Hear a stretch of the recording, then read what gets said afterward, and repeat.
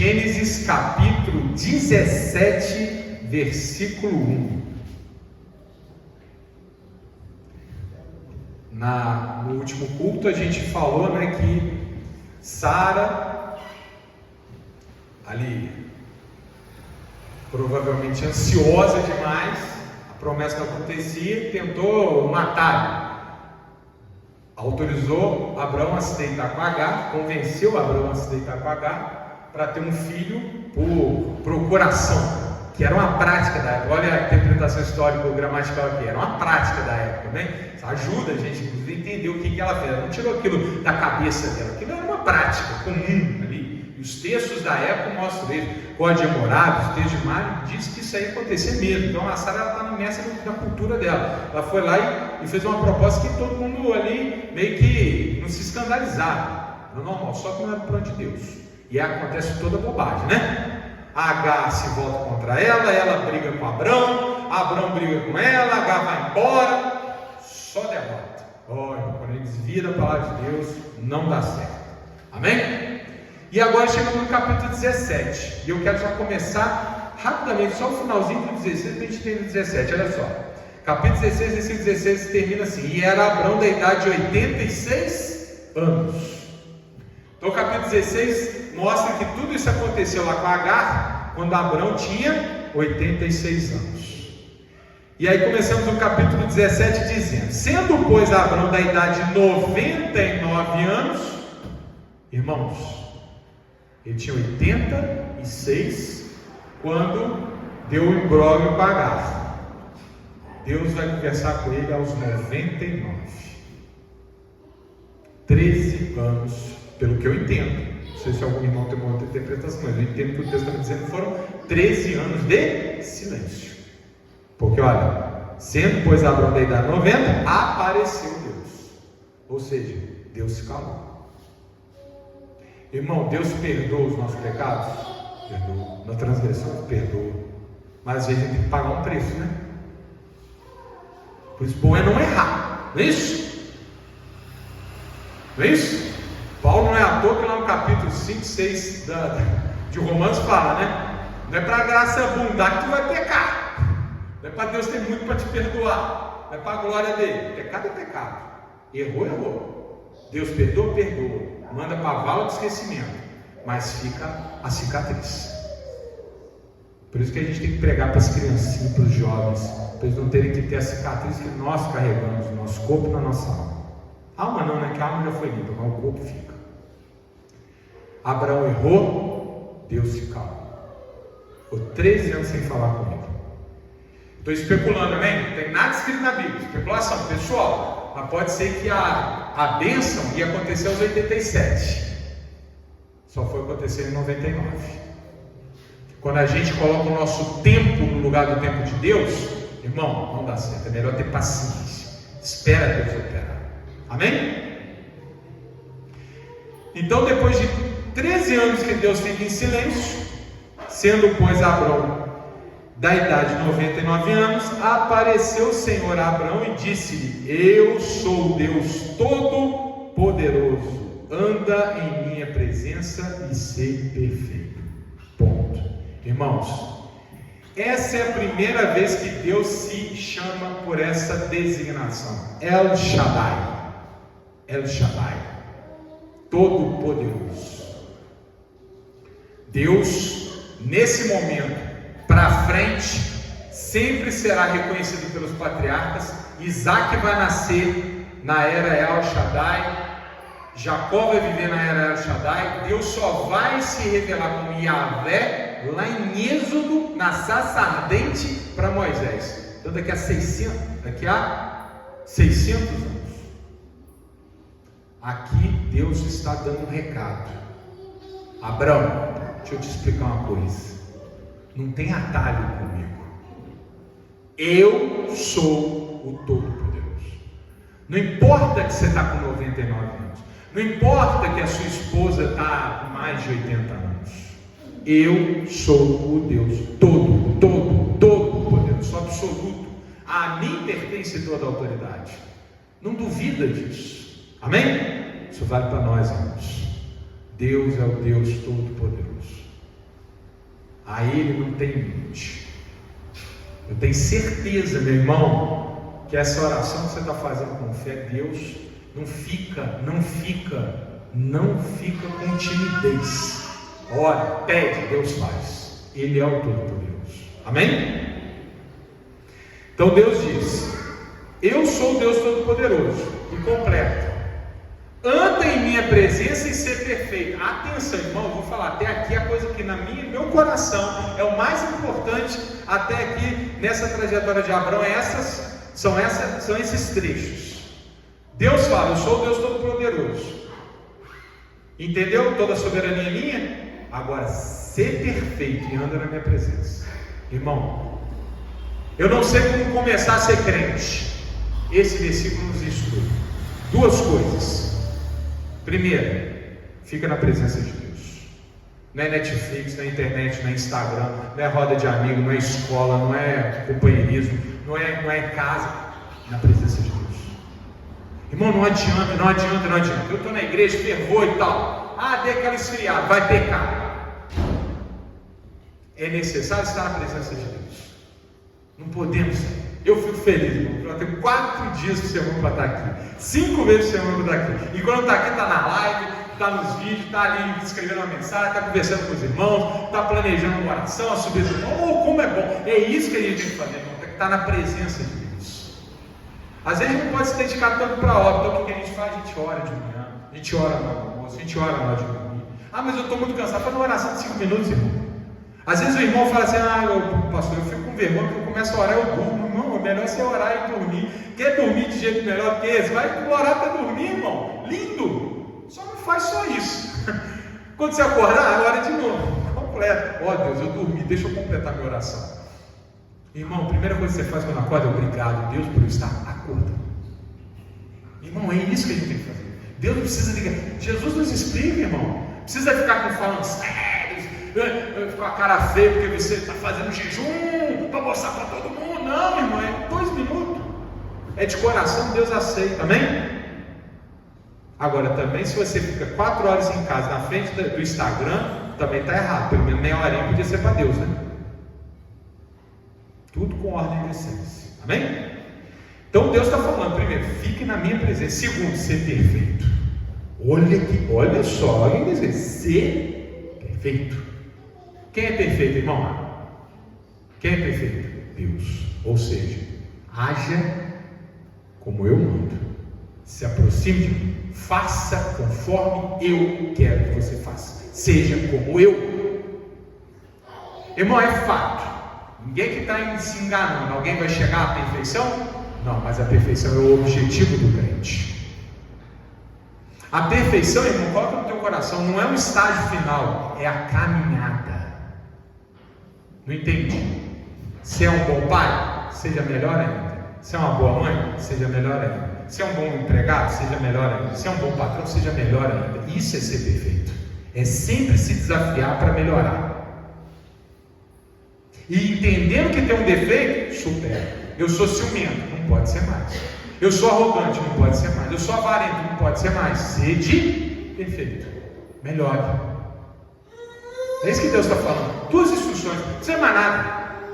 Se o crente começa por aqui, já está de bom tamanho. Presença de Deus, buscando fazer o que Deus nos orienta a fazer. Ser perfeito como Ele.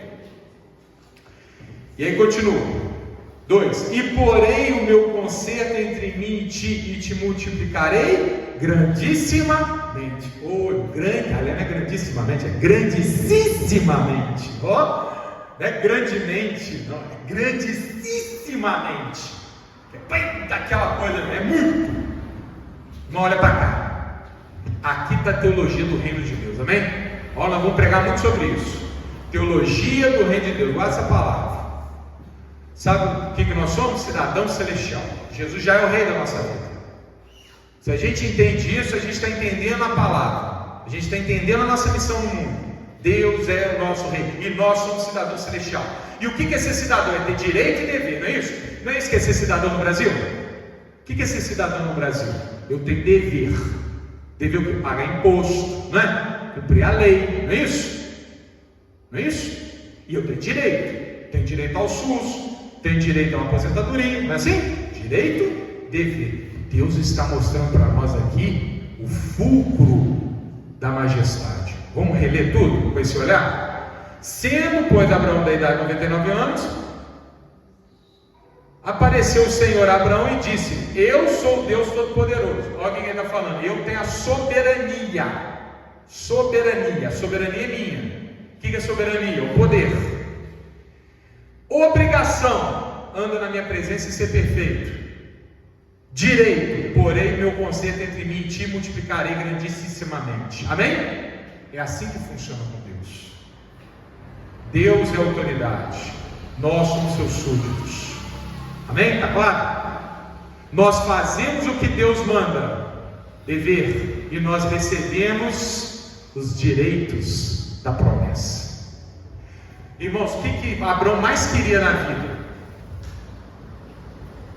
Nessa altura do campeonato a gente já sabe, né? O que Abraão mais queria da vida? Metade do tempo a história está rodando em torno disso. É o quê? Ter um filho, não é isso? É ou não é? Ele queria um filho. Um filhozinho só. Ele já está com 99 anos. Ele quer um filho. Irmão, ele está com 99 anos pedindo um filho. Às vezes você pede na sua oração, uma semana o negócio já fica de um ovinho virado. Deus não me ouve. Estou de mal com Deus. Deus não dá o que eu peço. O cara está com 99 anos pedindo a mesma coisa. Um filho. E Deus dá para ele o quê? E te multiplicarei grandissimamente. Ou seja, quando nós estamos na presença de Deus, Deus não dá só o que nós pedimos, Ele dá muito mais do que pedimos. Ele quer um filho, Deus vai dar nações para Abraão. Amém? Essa é a teologia do reino.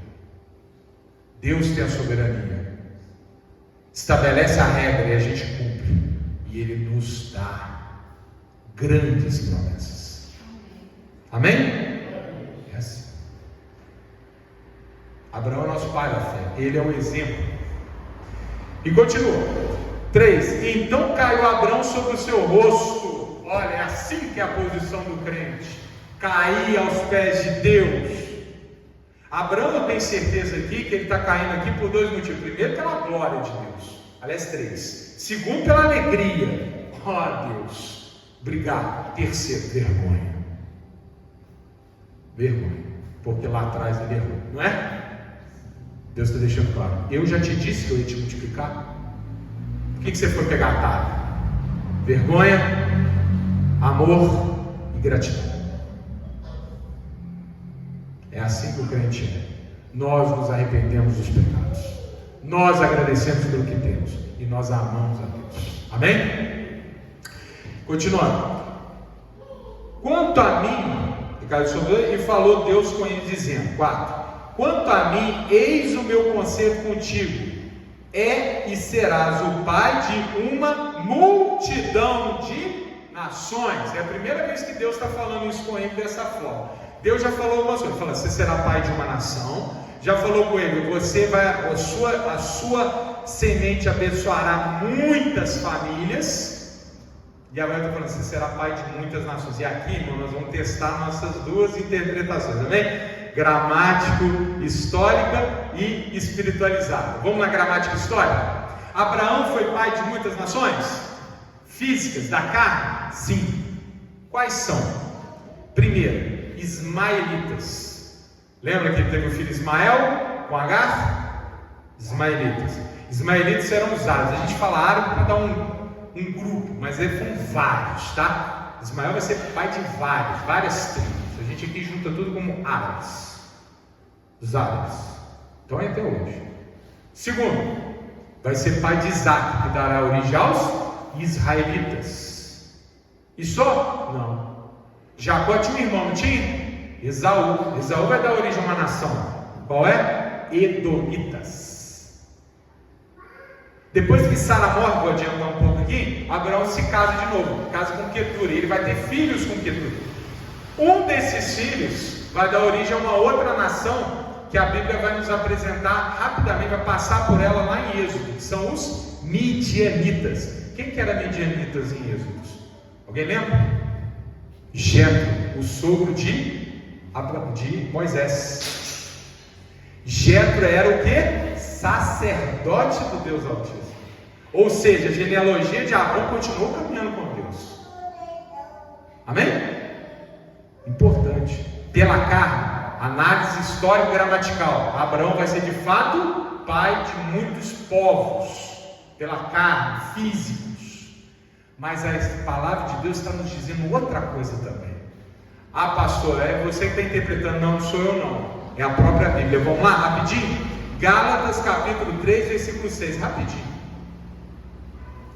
Gálatas capítulo 3, versículo 6. Qual que é a promessa de Deus aqui para Abraão? Gálatas 6, aliás, desculpa, 3, 6. Então, Gálatas, vai lá. Atos, Romanos, 1 Coríntios, 2 Coríntios, Gálatas. Capítulo 3, versículo 6.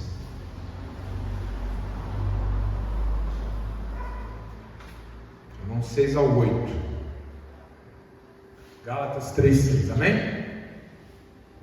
Podemos? Olha lá. Paulo interpretando o Antigo Testamento, olha lá. Assim como Abraão creu em Deus e isso lhe foi imputado como justiça. 7.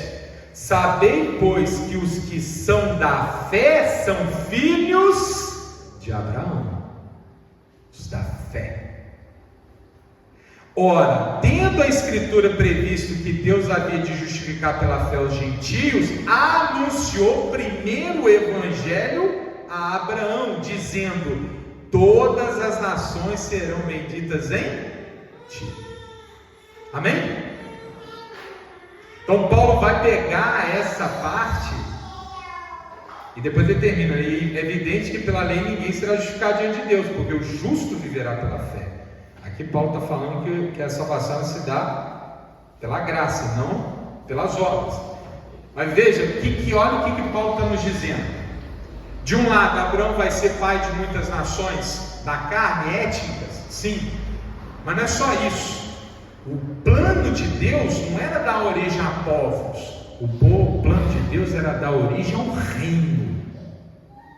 O que interessa para Deus desde o início é que ele está dizendo para Abraão o seguinte: Abraão, você, na sua genealogia, vai vir o Rei dos Reis. Quem é o Rei dos Reis? Jesus Cristo, nosso Senhor. Então, Abraão ele se torna pai de todo aquele que tem fé em Jesus, amém? Então, isso faz de Abraão o quê? Nosso pai, amém? Ele é o nosso exemplo de fé. Deus não só está dando para Abraão a possibilidade de ser pai de etnias, Ele está dando para Abraão ser a referência da fé de todo aquele que segue o rei. E olha como é que a palavra continua, vamos lá. E não se chamarás mais o teu nome Abraão, mas Abraão será o seu nome, porque por pai da multidão de nações te tenho posto, e te farei frutificar grandissimamente, e te farei nações, e reis sairão de ti. Irmãos, reis sairão da genealogia de Abraão. Reis, quais? Saul, Davi, Salomão, Roboão, um monte. Mas qual é o mais importante? Jesus. Amém? Olha o tamanho da promessa. Deus está abençoando Abraão. E o que Abraão tinha? Vamos olhar para o nome dele? Abrão. O que significa Abrão? Abrão significa pai elevado. A origem do nome, aí eu estou fora da Bíblia, amém? A Bíblia ela fala disso, mas não com esse insight que eu vou trazer aqui. Isso é de Flávio José, que é um historiador do povo judeu da antiguidade. Ele fala com toda clareza. A Bíblia, irmão, a Bíblia diz que Abraão era idólatra, certo? Eu já mostrei isso lá atrás, certo? Ele estava lá em Luz, bem? Flávio José, ele traz uma camada a mais explicação e diz que Abraão era um astrólogo. Então o nome dele pode ter a ver com o fato do que era a astrologia na época, era o culto às estrelas, aos astros e tal. Então esse nome Pai elevado pode ser aquele que olha para cima, o astrólogo que fica olhando as estrelas, entendeu? Então o nome dele não tem dúvida, tem origem pagã. Nasceu em Ur, ele foi batizado e conhecia Deus. Deus então agora pega esse nome e joga fora e fala: agora eu vou te chamar diferente, vou te chamar o Pai de uma multidão. Amém? Pai de muitos. Isso é o que acontece com o crente. Quando ele cai, se prostra no chão e reconhece a autoridade de Deus, Deus apaga o passado e nos faz novas criaturas. Irmão, aqui que é o batismo como figura. Amém? É o que Paulo vai falar lá na frente. Aquele que se arrependeu, se converteu, tudo velho acabou, fez-se nova criatura. O próprio Paulo mudou o nome, era salvo por Paulo. Abraão nasce aqui, ele era Abrão. Ele ainda tinha uma coisinha lá atrás, agora acabou. Agora você é Abraão, amém? Um homem honrado. Irmão, esse é o nosso Deus.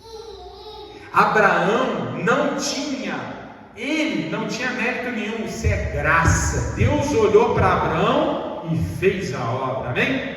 Do jeito que ele fez com Abraão, ele faz com qualquer um de nós. Abraão era um idólatra, e Deus está fazendo ele o pai de todos os que têm fé, amém?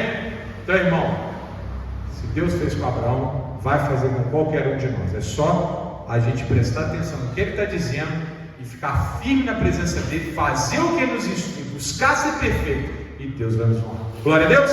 Aquela salva de palmas para o nosso Deus maravilhoso.